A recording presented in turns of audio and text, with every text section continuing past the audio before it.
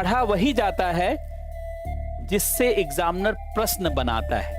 हमेशा जब आपसे पूछा जाए कि क्या पढ़ा जाए, या आप स्वयं सोचें कि क्या पढ़ा जाए, तो तुरंत सोचा करिए कि अगर मैं एग्जामिनर होता तो क्या पढ़ता, क्या देखता, किसके आधार पर प्रश्न बनाता।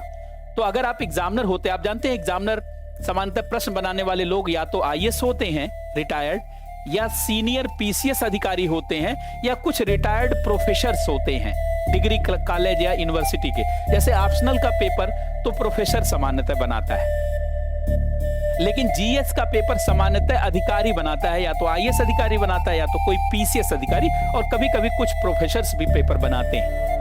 तो जब आपसे पूछा जाए कि क्या पढ़ा जाए, तो आप स्वयं सोचा करिए कि अगर मैं एग्जामिनर होता तो किस चीज से पेपर बनाता, जिससे पेपर बनाता वही पढ़ा जाए। जैसे अगर मान लीजिए आप एग्जामिनर होते तो क्या आप किसी कोचिंग का नोट्स देख करके पेपर बनाते, या बाजार का मैगजीन देख करके पेपर बनाते? बिल्कुल नहीं। आप क्या करते, आप जो अलग अलग मंत्रालय की रिपोर्ट्स है, भारत सरकार का इकोनॉमिक सर्वे है, बिहार सरकार का इकोनॉमिक सर्वे है, भारत सरकार की इंडिया ईयर बुक है, जैसे भारत सरकार का सूचना प्रसारण मंत्रालय निकालता है, मतलब सरकार के प्रकाशन से निकलने वाली बुक्स, रिपोर्ट, मंत्रालय की रिपोर्ट्स, या सरकार के द्वारा निकाली जाने वाली मैगजीनों को ही तो आप आधार बनाकर क्वेश्चन बनाते, या एनसीईआरटी को आधार बना करके आप क्वेश्चन को बनाते।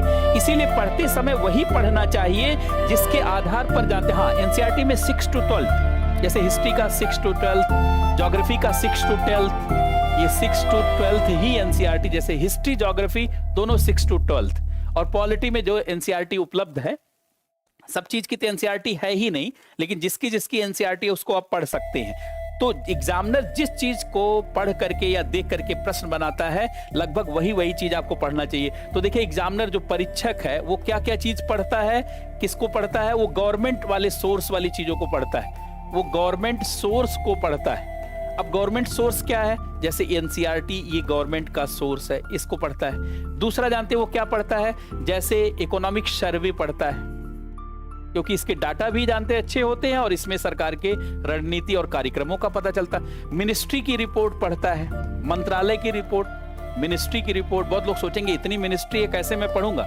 बहुत आसान है, सारे मिनिस्ट्री से सवाल नहीं पूछे जाते। जैसे कृषि मंत्रालय है, एग्रीकल्चर मिनिस्ट्री बिहार सरकार की, उसकी रिपोर्ट पढ़िए, भारत सरकार के कृषि मंत्रालय का। उद्योग मंत्रालय के भारत सरकार की रिपोर्ट पढ़िए और बिहार सरकार की रिपोर्ट पढ़िए कि क्या क्या लक्ष्य है, क्या क्या उसकी नीतियां हैं। ये एक दिन बैठेंगे 3-4 घंटे में ही निकल आएगा, बहुत ज्यादा आपको समय नहीं लगेगा, बहुत ज्यादा आपको समय नहीं लगेगा। तो आप जानते हैं मिनिस्ट्री की रिपोर्ट पढ़ेंगे। इसके अलावा भारत सरकार का प्रकाशन और राज्य सरकार, भारत सरकार और राज्य सरकार का प्रकाशन, राज्य सरकार का प्रकाशन। जैसे भारत सरकार के प्रकाशन से एक बुक आती है योजना, मतलब मैगजीन आती है, एक आती है कुरुक्षेत्र, एक आती है विज्ञान प्रगति। मैं एग्जांपल दे रहा हूं कि ये सब आप पढ़ सकते हैं क्योंकि ये सरकार के सोर्स से है।